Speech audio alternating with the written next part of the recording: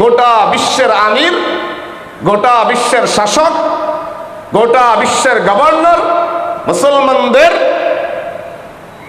কলিজা, বাতিলের আতঙ্ক, কাফেরদের জন্য ছিলেন এক ভয়াবহ ব্যক্তিত্ব, যার শাসনামলে অর্ধজাহান মুসলমানদের আয়ত্তে ছিল। সুবহানাল্লাহ বলেন। যার শাসন ব্যবস্থা এমন ছিল, ইনসাফ এমন ছিল, বাঘ আর হরিণ একই ঘাটে পানি পান করতেন, কেউ কারোর দিকে তাকাবার সাহস করতো না। সুবহানাল্লাহ বলেন না। বাঘ আর কি হরিণ একই ঘাটে পানি খেতেন। মানুষ তো দূর, অন্যায় করা মানুষ তো দূর,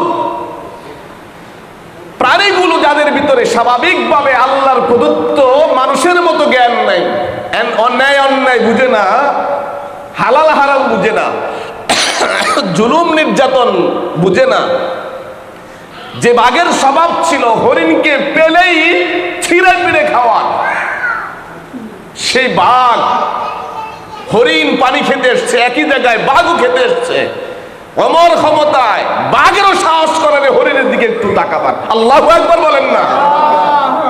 সেই খলিফাতুল মুসলিমের ওমর কেমন শাসক, কেমন প্রেসিডেন্ট, তার অধীনস্থ মন্ত্রী এমপিদের অবস্থান জানার জন্য ছদ্মবেশে না জানিয়ে তিনি এলাকায় ঢুকে জনগণকে জিজ্ঞাসা করছেন, তোমাদের এমপির ব্যাপারে কোনো অভিযোগ আছে কিনা? জনগণ বলল, হ্যাঁ অভিযোগ আছে।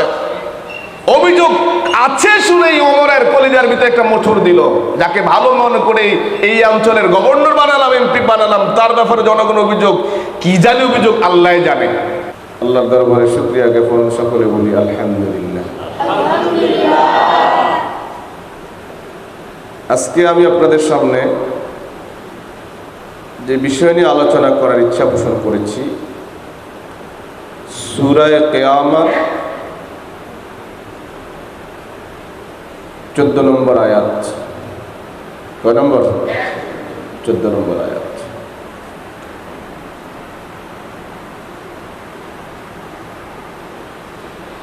নম্বর আয়াতের মধ্যে আল্লাহ পাক রব্বুল আলামিন যেটা বলতেছেন, বালিল ইনসানু আলা নাফসিহি বাসীরা,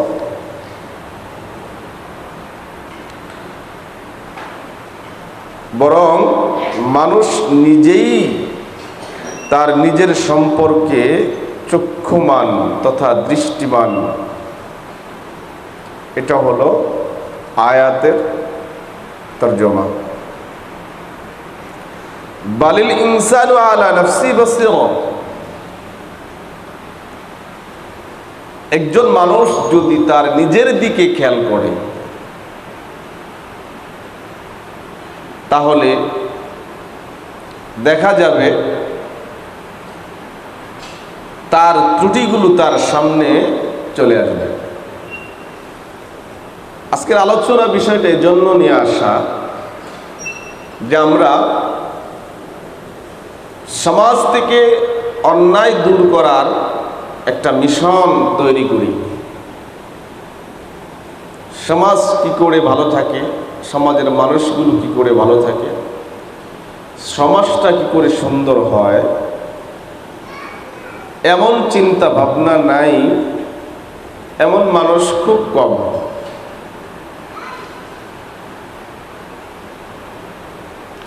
কিন্তু দেখা যায় সামাজিক পরিবর্তনের জন্য বহু সংগঠন তৈরি করা হয়, নামে বেনামে।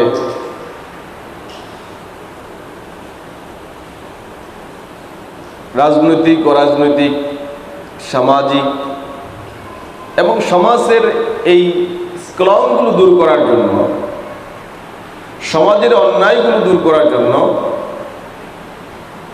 মাঝে মধ্যে তাবলীগের মেহনত করা হয়। সমাজের এই অন্যায়গুলো দূর করার জন্য মাঝে মধ্যে বাৎসরিক মাহফিলের ইন্তজাম করা হয়। এই সামাজিক অবক্ষয় থেকে মুক্তি পাওয়ার জন্য নানান ধরনের পদক্ষেপ গ্রহণ করে প্রত্যেকেরই চাওয়া হলো সমাজ সুন্দর হোক।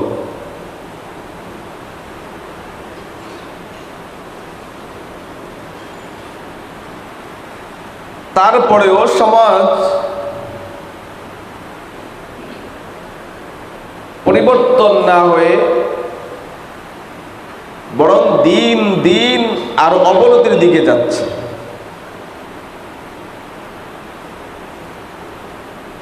এর কারণগুলো কি? যে এত সংগঠন, এত কিছু, তারপরেও সমাজ পরিবর্তন না হয়ে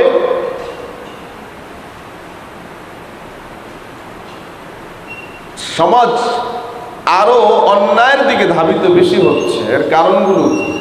যতগুলো কারণ,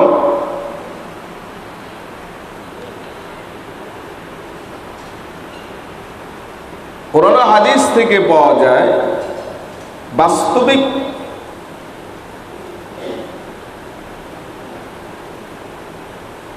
মাঠ পর্যায়ে গবেষণা করলে যেটা আসে সেটি হলো, যেই দল, যেই সংগঠন, যেই ব্যক্তি সমাজের পরিবর্তন করতে চায়, স্বাভাবিকভাবে তারা সমাজ পরিবর্তন করতে চায়, অন্যকে পরিবর্তন করতে চায়, নিজেকে না।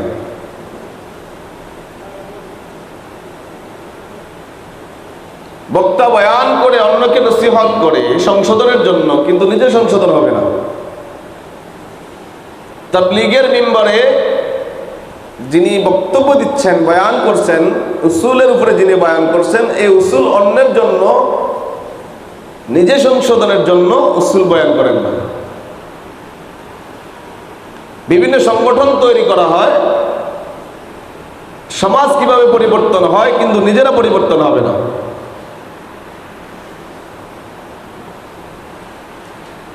যার দরুন মাঠ পর্যায়ে যারা বক্তব্য দেয়, দেখা যায় তাদের কথাগুলো অনেক সুন্দর হয়, চমৎকার হয়, উপদেশমূলক হয়।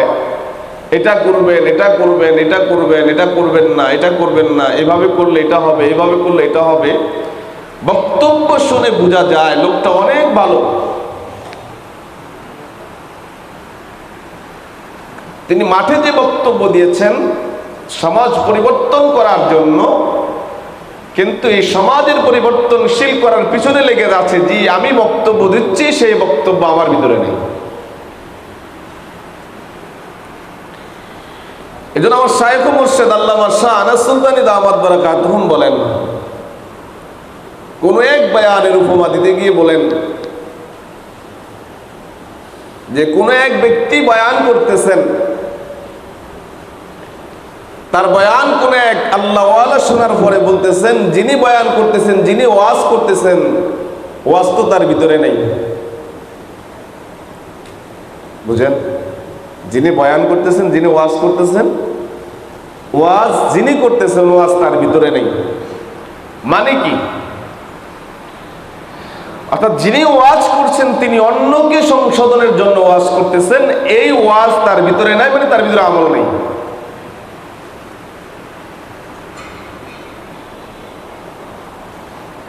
প্যারা হাজিরিন,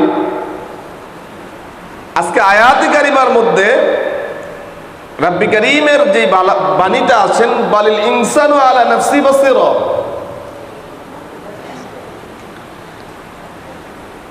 মানুষ নিজেই নিজের চোখ, মানুষ নিজে নিজের কি চোখ। এই কথাটা বুঝতে গেলে আমার দোষ আমি কখন বুঝবো যে এটা আমার দোষ?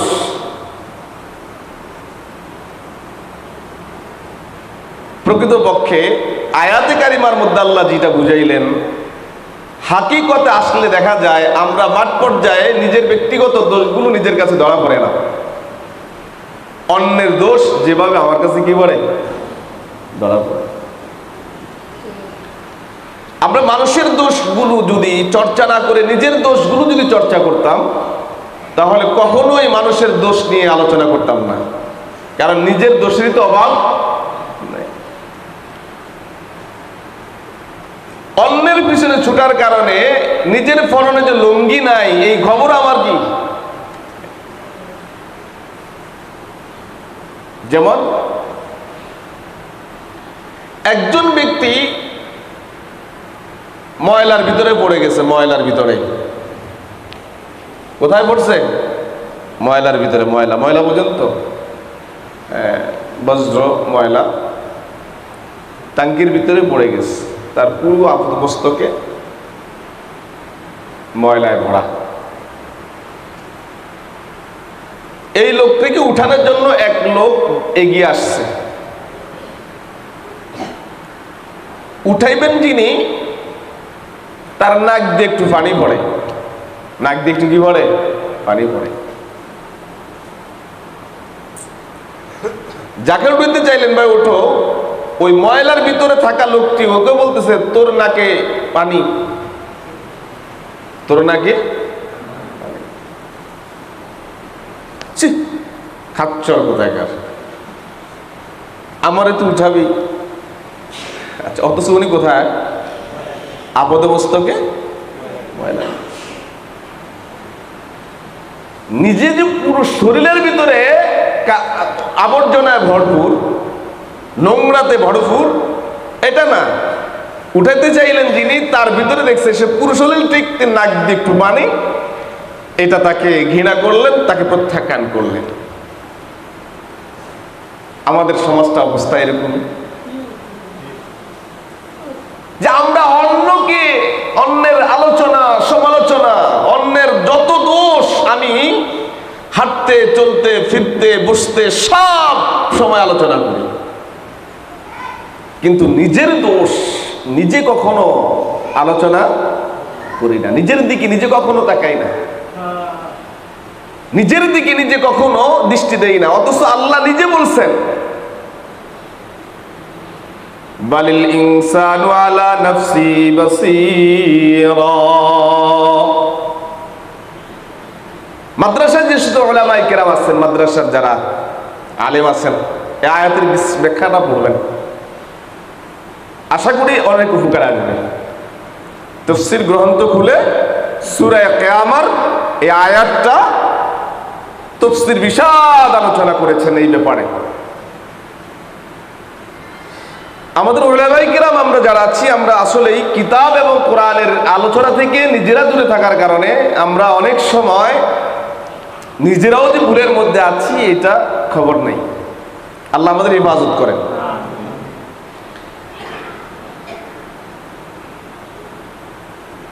একটা গাছ যেমন ফল ধরে, এই গাছ তার ফলের ওজন অনুভব করে না, বলেন?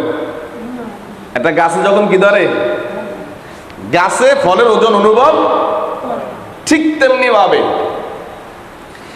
নিজের দোষ নিজের কাছে ধরা পড়ে না। এখন নিজের দোষ কিভাবে ধরে নিজেকে সংশোধন করব? মুহাক্কিক উলামায়ে কেরাম এর 4টা উপায় বর্ণনা করেছেন। কয়টা? সবাই বলেন কয়টা? খুব খেয়াল করবেন। নিজের দোষ নিজে ধরে না, নিজের দোষ নিজের কাছে প্রকাশ পায় না, নিজের ভুল নিজে কাছে মনে হয় না, সে যাই করে মনে করে আমি ভালো আছি, তো আমি ভালো আছি।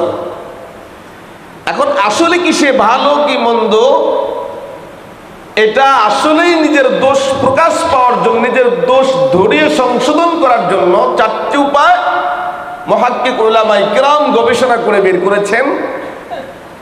তন্মধ্যে একটি হলো, তুমি তোমাকে একজন শায়েখে কামেল, পরিপূর্ণ, যে না নিজের আত্মাকে আত্মশুদ্ধি করেছেন, এমন একজন কামেল শায়েখের কাছে নিজেকে সুপর্দ করো। 1 নম্বর উপায়। শায়েখের কাছে যখন নিজেকে সুপর্দ করবে, নিজেকে সঁপে দিবে, তখন দেখা যাবে তোমার প্রতিটি কর্ম যখন তার কাছে আসবে, তখন তিনি বলে দেবেন, এটা ঠিক নয়, এটা করো, এটা ঠিক নয়, এটা করো, এটা বেঠিক, এটা অন্যায়, এটা ন্যায়। কেন? হাদিসে পাকের মধ্যে আল্লাহর হাবিব পয়গম্বর সরদার দু আলম বলেন, আল মুমিনু মিরাতাল মুমিন, একজন মুমিন আরেকজন মুমিনের আয়না। সুবহানাল্লাহ বলেন। বলেন, একজন মুমিন আরেকজন মুমিনের কি? আমার কথাটা আপনারা বুঝবেন, বলবেন। আল মুমিনু মিরাতাল মুমিন, আবু দাউদ শরীফের 4118 নম্বর হাদিস, 918 নম্বর, 4900 কত? হাদিসের গ্রন্থের নাম কি? আবু দাউদ। সিয়াসেত্তার কিতাবের মধ্যে একটি কিতাব, যেটা দাওরা হাদিসে পড়ানো হয়। হাদিস নম্বর কত? 4918। হাদিসটা কি আবার বলছি, আল মুমিনু মিরাতাল মুমিন, একজন মুমিন আরেকজন মুমিনের আয়না। আয়নার কাজ কি? আমি আয়নার সামনে দাঁড়ালে আমার চোখের কি সমস্যা, নাকের কি সমস্যা, চেহারার কোথায় দাগ আছে, কোথায় গোটা আছে, কোথায় ব্রণ আছে, কোথায় কি সমস্যা, মোচটা বড় না ছোট, আমার দাড়িটা ছোট না বড়, কথা কয় না।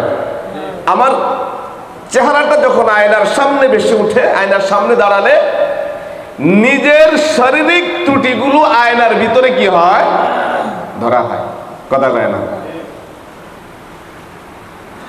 আল মুমিনু মিরাতাল মুমিন,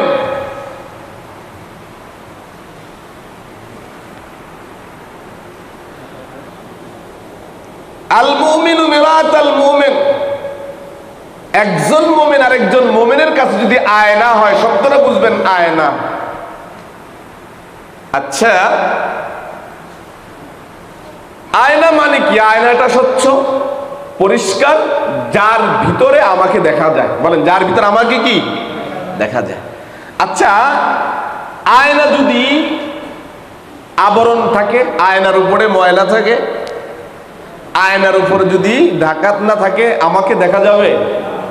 কারণ সে নিজেও তো কি ময়লা যুক্ত, সে আমার ময়লা কিভাবে দেখাবে? এখানে একটা বুঝার বিষয়, রাসূল আয়না বলেছে। আয়নাটা স্বচ্ছ হতে হবে, আয়নার ভিতরে কোনো ময়লা থাকতে পারবে? তাহলে আয়নার সামনে গেলে নিজের ত্রুটিগুলো ধরা খাবে। আল মুমিনু মিরাতাল মুমিন, এক মুমিন আরেক মুমিনের আয়না স্বরূপ।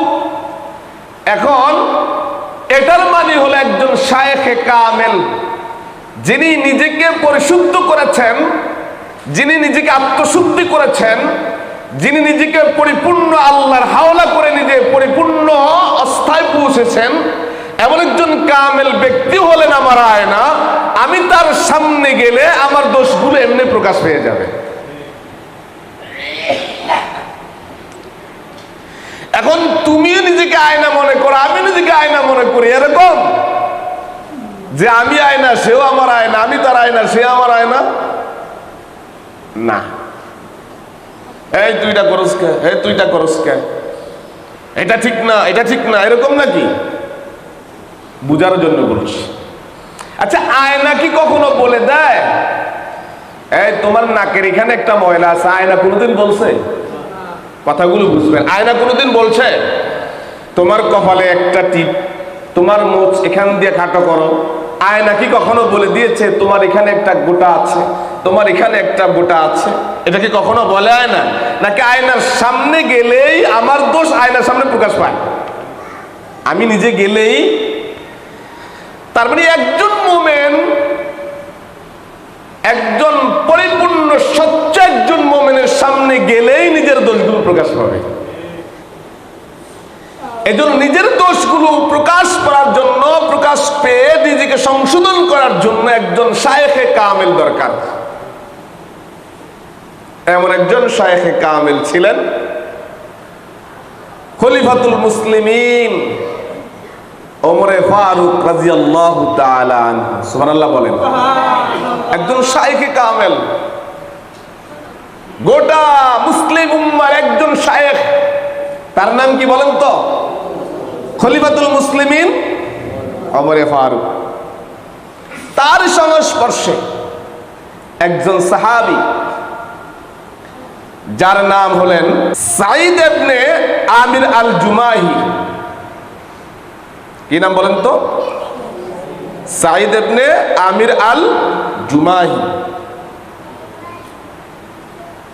তিনি হলেন মুরিদ, তার পীর কে?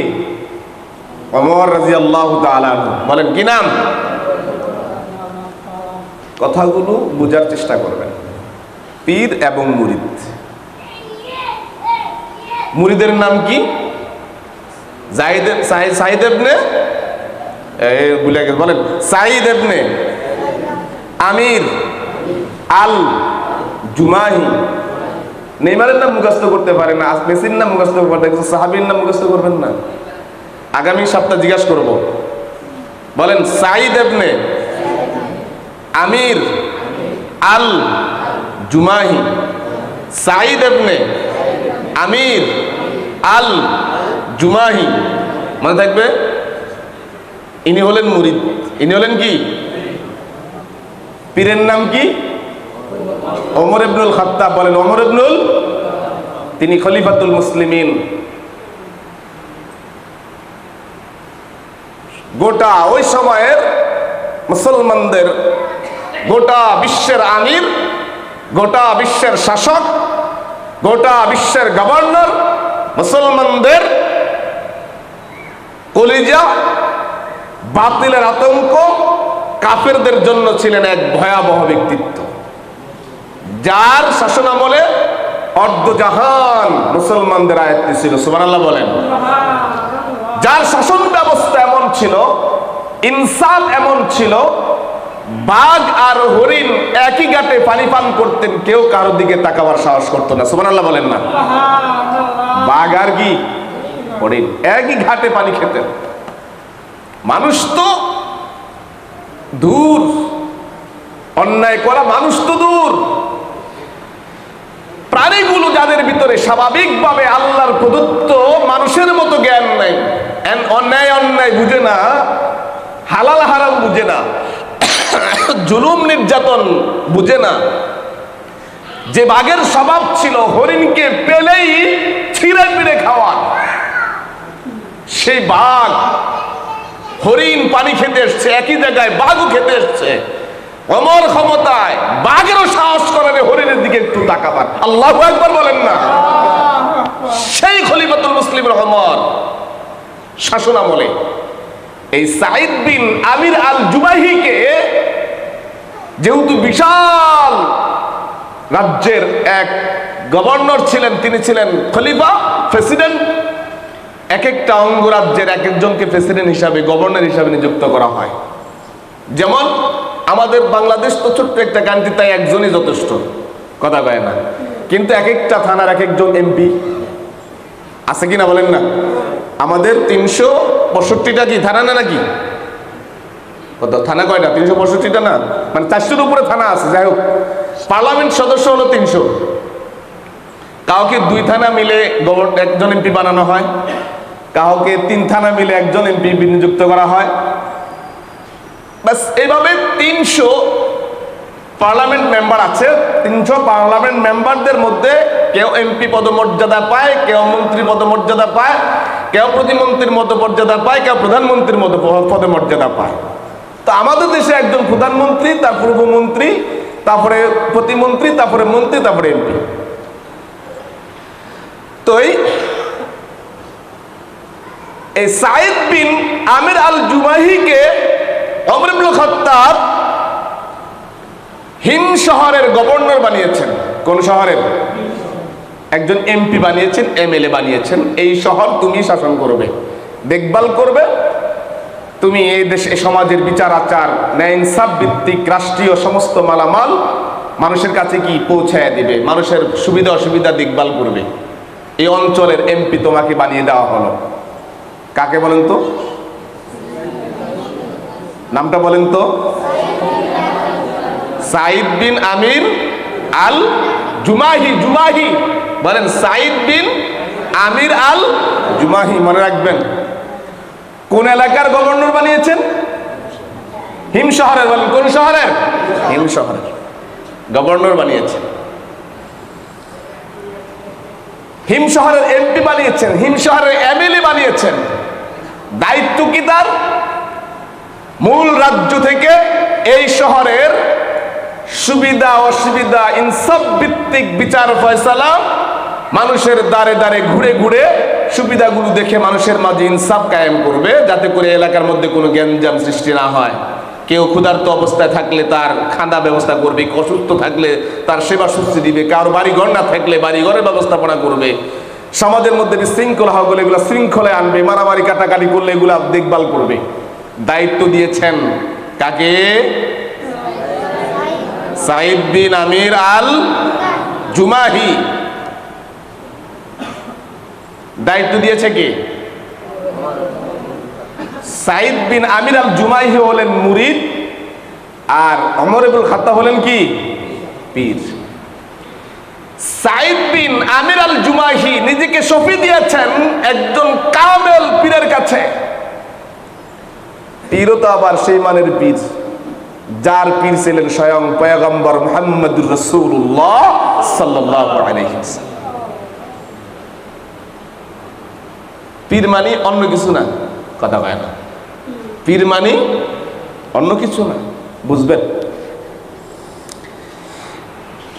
এখন ওমর রাদিয়াল্লাহু তাআলা আনহু যেহেতু গভর্নর বানিয়েছেন মুরিদকে, সাইদ বিন আমিরকে, এখন এই আমিরের ব্যাপারে, এই সাইদ বিন আমিরের ব্যাপারে জনগণের কোন অভিযোগ আছে কিনা, কথা কয় না। সে তার দায়িত্ব সঠিকভাবে পালন করছে কিনা। ওমর ইবনুল খাত্তাব একদিন এই হিম শহরে সফর করেছেন সাইদ বিন আমিরকে না জানিয়ে। সুবহানাল্লাহ বলেন। গভর্নরকে জানান নাই, এমপি কে জানান নাই, প্রধানমন্ত্রী নিজেই। কেমন বাদশা ছিলেন, কেমন খলিফা ছিলেন, আল্লাহু আকবার কয় না। আর আমার দেশের একজন মেম্বার আসলেও মোটামুটি গোটা এলাকা খবর হয়, কথা কয় না। চেয়ারম্যান আসলে, এমপি আসলে মোটামুটি বহর দিয়ে তাকে আনতে হয়, না হলে এর দাম থাকে না। ওমর ইবনুল খাত্তাব রাদিয়াল্লাহু তাআলা আনহু যাকে দায়িত্ব দিয়েছেন হিম শহরের, সে তার সঠিক দায়িত্ব পালন করছে কিনা এটা খোঁজ নেওয়ার জন্য তিনি সাইদ বিন আমিরকে না জানিয়ে এলাকার জনগণের ভিতরে ঢুকে গিয়ে বললেন, সাইদ বিন আমিরকে তোমাদের এমপি বানানো হলো, তার ব্যাপারে তোমাদের কোনো অভিযোগ আছে কিনা। এক গাতা অভিযোগ নিয়েছে। হ্যাঁ, খলিফাতুল মুসলিমিন ওমর, আপনি যাকে এমপি বানিয়েছেন তার ব্যাপারে যত অভিযোগ আছে, 4টা অভিযোগ আমাদের কাছে, বিশেষভাবে 4টা অভিযোগ আপনার কাছে করলাম। অভিযোগ করছে কয়টা? মুরিদের ব্যাপারে পীরের কাছে অভিযোগ করলে পীরের খারাপ লাগেনি, কথা কয় না। যে আপনি কি এমন পীর মুরিদ বানাইলেন, আমাদের দায়িত্ব দিলেন, আপনার মুরিদ তো ভালোভাবে কাজ করে না। ওমর ইবনুল খাত্তাব বলছেন, হায় হায়, আমি এমন একজনকে খলিফা বানালাম, আমি এমএলএ বানালাম, গভর্নর বানালাম, তার ব্যাপারে অভিযোগ। আমি তো মনে করেছিলাম যে তার এক বাক্যে বলবে, আপনি যাকে আমাদের কাছে দিয়েছেন তার ব্যাপারে আমাদের কোনো অভিযোগ নাই। কারণ খলিফাতুল মুসলিমিন ওমর জানেন সাইদ বিন আমির একজন সৎ, আদর্শ, নেককার, যার থেকে আমাদের কোনো খেয়ানত হওয়ার সম্ভাবনা নাই, পরীক্ষিত একজন মুরিদ। তার ব্যাপারে অভিযোগ শুনেই ওমরের কলিজার মধ্যে একটা মোচড় দিলেন। খেয়াল করে শুনবেন, গল্প তো অনেক শোনেন, গল্পটা শুনেন। অসুবিধা হচ্ছে আপনাদের? এই অসুবিধা হচ্ছে আপনাদের? গল্পটা শুনেন। গল্প শুধু গল্প নেবেন না, কি বুঝাতে চাই, কেমন আমির, কেমন শাসক, কেমন প্রেসিডেন্ট, তার অধীনস্থ মন্ত্রী এমপিদের অবস্থান জানার জন্য ছদ্মবেশে না জানিয়ে তিনি এলাকায় ঢুকে জনগণকে জিজ্ঞাসা করছেন, তোমাদের এমপির ব্যাপারে কোনো অভিযোগ আছে কিনা। জনগণ বলল, হ্যাঁ অভিযোগ আছে। অভিযোগ আছে শুনেই ওমরের কলিজার ভিতরে একটা মোচড় দিল। যাকে ভালো মনে করে এই অঞ্চলের গভর্নর বানালাম, এমপি বানালাম, তার ব্যাপারে জনগণ অভিযোগ, কি জানি অভিযোগ, আল্লাহ জানে। বলো তোমাদের অভিযোগগুলো কি?